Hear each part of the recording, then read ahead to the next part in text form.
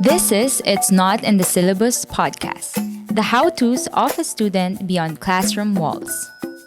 This is the podcast where you, yes you, get to learn what they don't teach you at school and ace that test called life, or at least get a passing grade and get by. It's Not in the Syllabus is a podcast brought to you by the Adventist International Institute of Advanced Studies, together with the Student Association, where we feature stories by the students and for the students. Join us as we discover life lessons you'll surely need. Hello guys, welcome to our 38th episode of It's Not in the Syllabus. Here is where we discuss things that you don't learn inside the classroom. In the month of July, we are in a series of Adventist Education, and today our topic is Adventist Education, the challenge and opportunity for the 21st century. Now, I couldn't discuss this thing by myself, so today I have a guest. I will introduce him in a while. I'm sure by the time you look at him, you'll know who he is, but let me just kindly greet him and to find how he's doing. How are you, sir? I'm fine. Good. It's good. It's great to be here. Wonderful. And I didn't expect the honor, so please. And that's how we do here. Okay. Yeah, so it's good to have you here.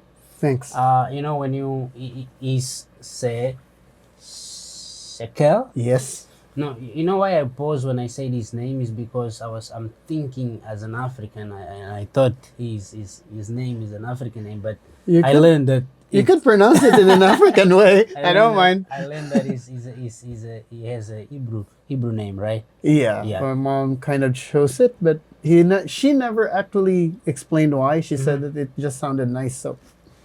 Good. So around here we call him Teacher Shekel. Yes. So, but I know he's teaching in IS Academy. He's a science teacher, and he's also a PhD in education. I'm trying to finish. A candidate in PhD in education from IS. What is funny? We actually attend the same Sabbath school in the seminary. Yeah. Dr. Berglund and others. Yes. Yeah. So it's good to have you here. We are pleased that we can help us to discuss the Adventist education in the 21st century challenge and opportunities. And Sure. What I like about your overview is because you're so open when it comes to Adventist education. Why not? So why don't you guide us and discuss what is the overview of Adventist education in the 21st century? It's actually thinking about it, Adventist education and where do we place it in the 21st century. And if you look at 21st century, we're moving towards information. Correct. We're moving towards digital things. And it seems that from the surface, when you look at Adventist education, it's usually kind of falling behind. Yeah. But- Whoa. Yeah, that's one thing. On the surface. Good. Okay, in the surface, let's face it. People usually look at it that way. That's their perception. Correct. Okay, and it's actually interesting if you talk about it that Adventist, I'm talking in the Philippine setting, Correct. seems to be not fully sold out anymore to the concept of Adventist education as a way of preparing for the 21st century. Correct. But thinking deeply about it, Yeah. it's actually Adventist education has been ahead of the 21st century. Correct. The things that the 21st century requires from its students Yeah. to learn Yeah. have already been taught by Adventist education. It's already part of the values that we have. So, to frame it, Yeah. we're kind of ahead. Ahead. Yeah. So what would be some of these things that it makes Adventist education be ahead of education itself? Okay. Just one thing. Yeah. Adventist education is premised that we are actually in the business of restoring The image. the image of God. Correct. And underneath that, we had the assumption that we're created in the image of God. That in itself addresses one of the issues of the 21st century, which is racism. Because if all of us are created in the image of God, then definitely we have to respect each other. Can you say that again? Right? One of the premise of Adventist education is we are created in God's image. Correct. We operate from that. That's foundational. Correct. Without that, Adventist education would not exist. Correct. But putting it there, that already addresses a lot of the issues in the 21st century. Racism, in fact, is one of the big issues. Correct. But if we look at each other and we teach our kids that all people, regardless, are Correct. created in God's image, we address the problem already, Correct. right there. Yeah. And that's only one. And then, since we're created in God's image, we have creativity coming into the picture. Yeah. Yeah. Yeah. Now, sad to say is this: we sometimes have a very narrow view of our faith, Wow. right? I sometimes tell my students this: develop the fundamentals of your faith. But that's not a cage, that's a stage. From there, you lift off or you go to other things. It's your faith that actually grounds you and gives you the passage into other things. Correct. So, yeah, that's how I see it, Adventist education in the 21st century. If we look at it from the right perspective. From the right perspective. And Yes. I think I like because you shared about creativity. Adventist education allows ones to become creative, because if we are created in the image of God, it means God asked us to be creative. Yes. Now, when it comes to the 21st century skills base, there are four. Some people will even mention more, but there are four, which is collaboration, communication, creativity, critical thinking, and some people will even add entrepreneurship and so forth. As a teacher, do you Okay. think those skills have been utilized in your classroom? Or taught in the classroom. Taught in the classroom, or emphasized in In the classroom. That's the challenge, though. Because we, you if you look at it from a business model, Yeah, you're supposed to, this is the product, and you're supposed to deliver it. correct. And sometimes the product is good. It's sometimes the delivery system Correct. that does not meet how the product is supposed to be delivered. Yeah. For example, we have Adventist education as a package. And it's nice. It's great. You have the concepts. But the training of the teachers in preparation for delivering the product is not suited on how to deliver the product. Correct. One good example is here. As Christians, because Adventist education is Christian-based, Yep. you're supposed to treat your fellow man as an Say equal. your fellow student. Yeah, your fellow student Yeah, is the same, correct. right? You need to collaborate with that. You respect that he has his own thoughts and you have your own ideas, and then you collaborate. Yeah, yeah. Yeah, but the thing is, if you do not allow that collaboration to exist in your classroom, then that would never be developed. And then you blame Adventist education, but it's not the Adventist education that's deficient. Okay, It's actually sometimes our schools okay. are patterning themselves and comparing themselves, benchmarking themselves from outside schools, which are not maybe equipped, or the design of delivery may not match how we're supposed to deliver Adventist education. Wonderful. Yeah, so those are just one of the ideas. Another is when we ask for 21st century skills and how do we develop in the classroom. Yeah. The concept of the hidden curriculum comes into play. And this is where Adventist education and how we structure our schools, and we could experience it if I have to mention IS. You have people from different countries.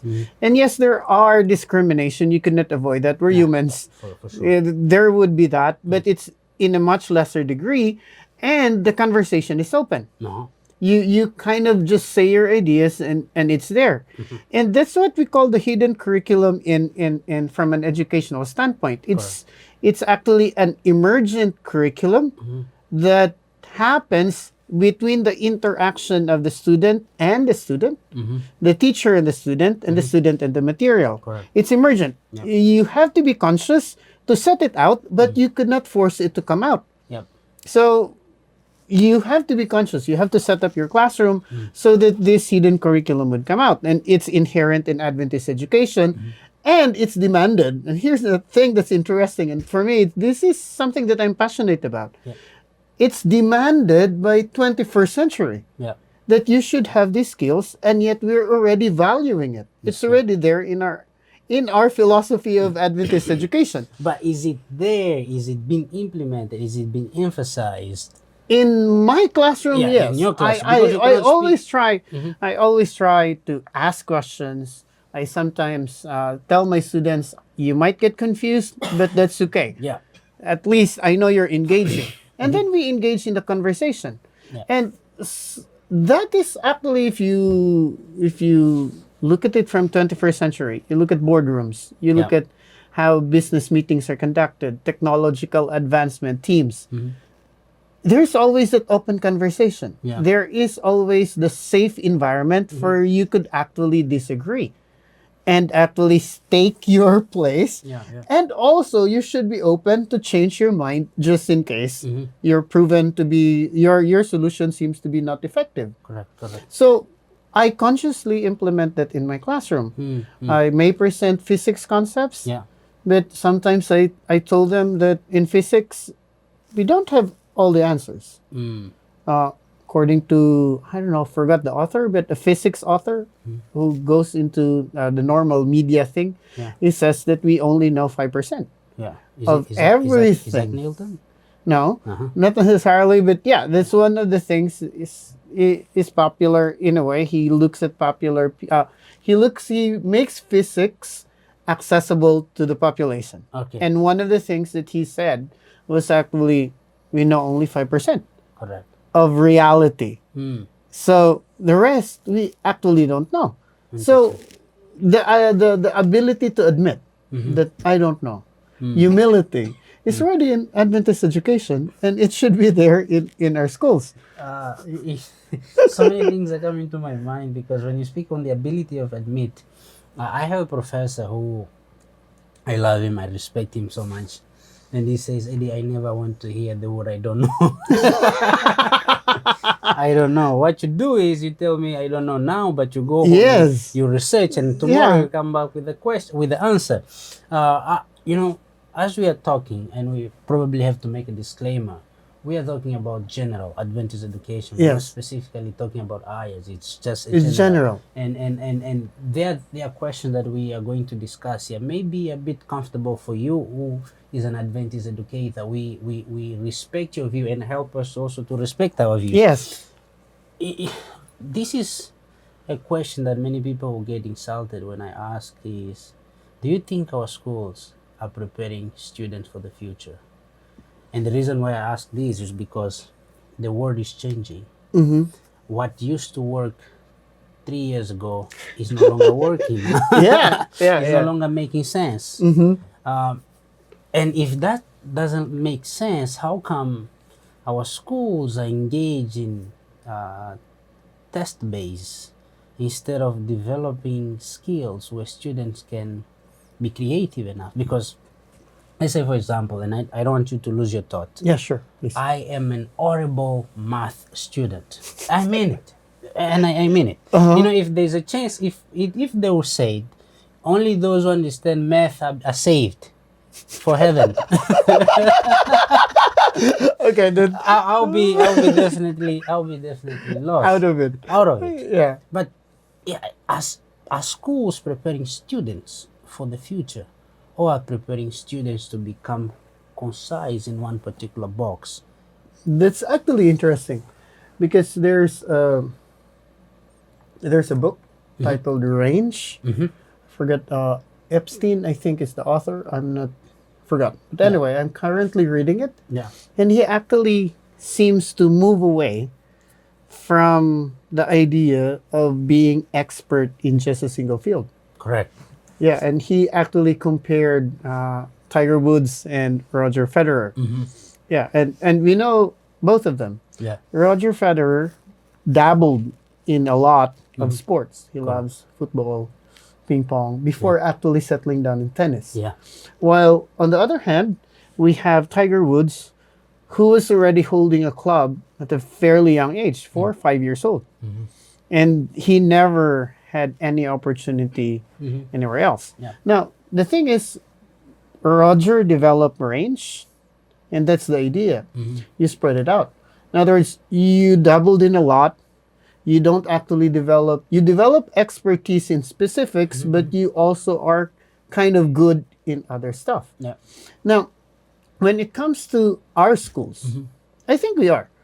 You know, in one way or another, we are. Okay. Okay? The thing is, soft skills Yeah. are not caught or are not let me go back a little bit. Standardized testing does not is not sensitive to soft skills. Okay, so this is, I think, standardized testing has a place, but not a very big place. All right. Supposedly in education. Yeah.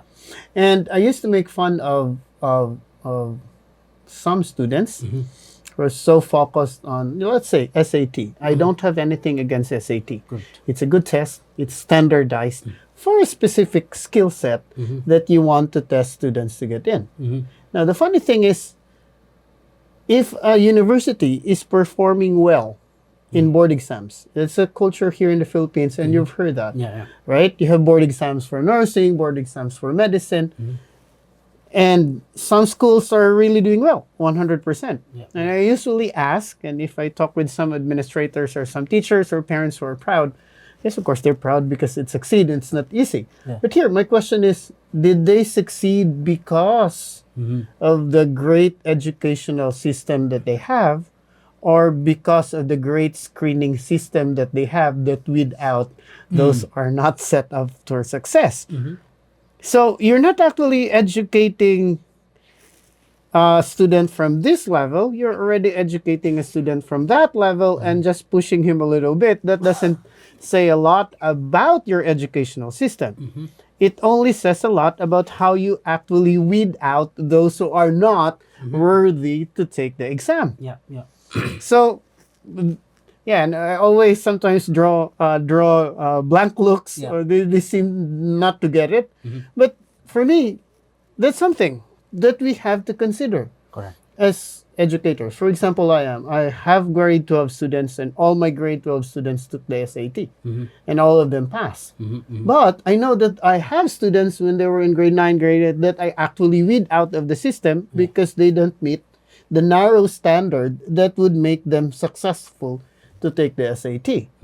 That's the double-edged sword for standardized testing. Because standardized testing could give us a picture of how our students are doing in very narrow subjects. Okay? In very narrow field. And I want you to emphasize the narrow. Yeah, the narrowness. aspect of Yeah, it. if you have English, science, and math, and history, that's the narrow field that is being tested. How about art? How about music? technical education? How about music? Yeah. Yeah, so those are the interesting parts. But yeah, I would not say that we do away with it, Yeah. but we have to look at it from a perspective, especially from an Adventist education perspective. Because we might be putting our students in a box, which Ellen G. White said you should not do. They We should might be or we are able. doing. Maybe we are already doing, putting them in a box. Yeah. And there are so many ways we are doing so. Is we are more, can I say we? It seems that we are focusing on particular areas, on education, and leaving others aside. Yes. Let's say, I know in US, if you're good in basketball, you got a scholarship for playing basketball. Yes. If you're good in math and so many other things. But here in this side of the world, it's more on class base and not much on sport base. It's actually interesting that you mentioned it. Yeah. Because here in the Philippines, if you're in high school, outside, Yeah. being top of the class carries money. Yeah. Yeah, it would carry a student's future through. Oh, Because really? some universities would offer full tuition fee for the valedictorian student, the top of the class. And the Department of Education have a kind of a standard on who gets there. So how do we do it as Adventist educators? Yeah. How do we balance it out? Because it's interesting. The thing is, I think I had an experience in one school that we have that there were two students who were really, really good, but they have different interests. One seems to focus on extracurricular activities and also his academics. The other one is academics and academics. So he's really into academics, but both of them are good. Yep. The thing is, the criteria given by the DepEd includes more or less a 30% weight on extracurricular activities. So this guy could never get the scholarship. Yeah. What my school did, which is enlightening to me, is they still issued a certificate giving this student who's not into extracurricular, giving him the credit for being the top for academics. And it was also nice that the school that he applied to accepted and gives him still a full scholarship. So it's a balancing act, but I think it would also have Adventist schools has to take the courage to actually say no. For example, here in IS Academy, we don't give awards. And it disappoints some parents because they're expecting for their students to get awards. But if you want certificate saying that your student, this is his academic standing, we give it to you if you want to use it for application in universities. So that's how we kind of do it in a way. It's interesting because I never heard of IS Academy students, or even in a master's and PhD level, of individuals who graduate as a cum laude. Yeah. We don't have that. And sometimes I even, I even want to ask that question to the register. How do you see when someone is a cum laude or is a candidate for cum laude or summa cum laude? What do you see? What is it? Is it because he has 3.5, 3.9, 3.5? Yeah, what's the standard? What is the standard? But I want to speak on the element of grades, focusing on grades. And I want to give you a story. I was in my master's level here at IS. And I had this classmate of mine. She's now in US. We were actually in one of the class, project management. It was one of the class we had with Dr. Leroy. And my friend, his name is Yusuf from Indonesia. I think I know him. Yes. Know him. And if he's listening to you, Yusuf, he actually helped me to realize that he don't focus on grade. So in that class, we had this project which we were struggling, but there was this student who is in US. She's good, and she got ahead of us. She did the project, and at the end of the day, she got what?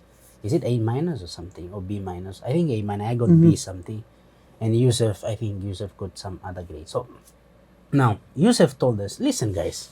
Don't worry about grades. Why shouldn't you worry about grades? He says, hey, students, you're going to work for somebody. I heard that. Hey, students, you're going to be a supervisor. And then he says, very funny, I'm a C student. I'm your boss. And that guy, as we speak, he owns resorts. He said, don't worry about grades. So what I'm trying to say is, I don't think we should be focused on grade in as much as important, because society is driven that way. But it's interesting when you submit your resume for application, nobody's going to ask you grades. Yes. Yeah, nobody's going to ask you grades. Thinking if I think one of the things that I'm passionate about is actually non-gradedness. There was a movement, but I think it kind of stalled, where they actually emphasize no grades. And it's interesting, grades as in A, B, C, D, and F, and grades also grades 1, 2, and 3. So both of this, they say, should not exist. And the idea is you just have a set of skills and content that needs to be learned and mastered, and you have pass or fail. Correct. Okay, if you fail, then you do it again. No stigma. Okay, so for me, that's more interesting. But you also need to give grades, and let's be practical about it. Because I teach in basic education. If I don't give grades, my students would not be able to go to university. Correct. That would not be practical anymore. But it has to be that how I give grades, how I actually look at the standards that I've set. and how I actually teach students to focus on the learning and not only on the grades would be the crucial part. Yeah. Because it's actually interesting. They say that in school, when you ask for help, that's cheating. But when you go to business or in the outside world, when you don't know anything, you should ask for You should help. ask. Because if you don't ask, you're kind of, Yeah. So that's the irony of education. Yeah. And I think Adventist education should clarify itself, its identity on how we actually. You need to say Yeah. that again to that camera. For me, I would consider myself an Adventist educator. We need to really look deep into our philosophy of education. If we're restoring God's image, does God's image require grades? Yeah, because that's our role. Does God's image require grades? And if the answer is a resounding no, so I think we should find a way to still be credible, Yeah. even without grades. And there are several research on non-gradedness, but I think that's another topic. But it would be an interesting Yeah. conversation one of these days if we look at the effect of grades Into on students. One of the sad part is when you give a student a grade, it stays there. Yeah. And how does he look at himself? Every time you look at your report card and there's a C over there in English, Yeah. would you still be encouraged To to speak. actually study English? Yeah. Right? And in math. Now, I'm not good in math. I'm not really horrible, but I'm not good in math. Thank you for making me feel good. Yeah, I'm not good in math, but I love math. Wow. I'm amazed. Then you're good. Yeah, no. I love math. I love people who talks math and who actually could explain it a simple way. Dr. Sam, if you have time. Dr. Sam. Yeah. I took his statistics. With him. I survived. Yeah, so that's one thing. The grade sometimes carries a stigma. Correct. Yeah, so we have to. I'm not saying that we should not give grades. Yeah. But we should find a way to give grades in a Christian way. Yeah, I like how Ellen White points it when Jesus actually rebukes the Pharisees. Yeah. But there were tears in his words. Yeah. I love that statement. So I think when we give grades, it has to be that. The students should feel affirmed. And also at the same time, they have to be honest and accept what they actually have done. Correct. So unless that happens, grades would be very harmful to our students. Unless they actually, and here it works both ways. You give a good grade to a student who has not done anything, Yeah. that would be harmful to the student. Yeah. The other way also around, if you give a bad grade to a student who's good somewhere else, but you didn't actually help on that aspect, Yeah. would feel bad and would abandon that part of his life. And we need to develop as Adventist educators a holistic person. Yeah. So anyway, And I think the aspect of grade is because students earn it. yeah. And professors or teachers or lecturers, they just facilitate on computation. Mm-hmm. And sometimes when student is below the acceptable standard way of grading, the professor maybe will look at different aspect. Yes. How is the student behaves in my class? Mm-hmm. How does he relate with other students? How often does he come early? Punctuality. How does he manage himself? So actually, teachers, they should look in a broader sense, Bigger picture. bigger picture, when they are now looking at how then I'll grade the student. Yeah. I'd like to point out, usually, the bad effect of grades comes from the fact that it triggers hopelessness in students. You get a bad grade in exam, get hopeless. Now, am I this Yeah. stupid?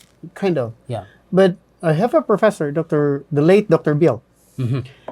In his classes, he always have, if you're not satisfied of grade, Yes. see me, we'll talk about it, and I might ask you to retake it Yeah. or redo the assignment. There's always the option of redoing it. Yeah. And for me, that's the best part. Correct. Because you get the feedback, that you have a small grade, it is not a hopeless grade. So you strive to do better because there's a way to do better. The bad part is if you give a grade and there's no way to actually change it, Yeah, and it yeah. sticks there. So I was that's the thing. I was in grade 4.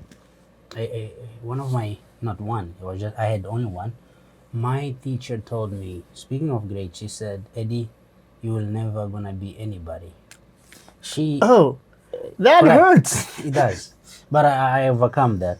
She says, "You will never be anybody because of my grades. I had bad grades." And the reason why over the years, then I was asking the question, who then is a good student, so who is a talent student? And when you speak of talent, that's why I'm writing my dissertation on the idea of talent. Who are Really? talents? Yes. Wow.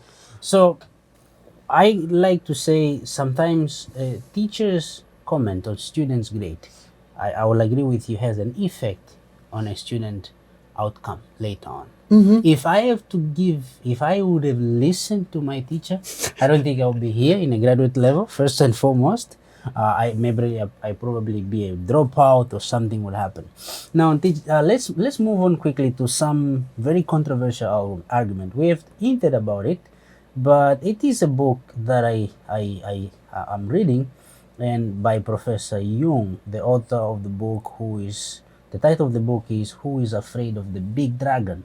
Why China is the best and the worst education system in the world." He writes, and I quote, "A nation standard and curriculum enforced by high stakes testing can at best teach students what is prescribed by the curriculum and expected by the standards. This system fails to expose students to content and skill in other areas. As a result, students talented in other areas never have the opportunity to discover those talents. Students with broader interests are discouraged and not rewarded.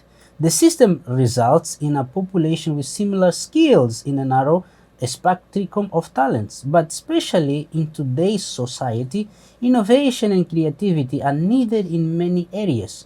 Some undiscovered.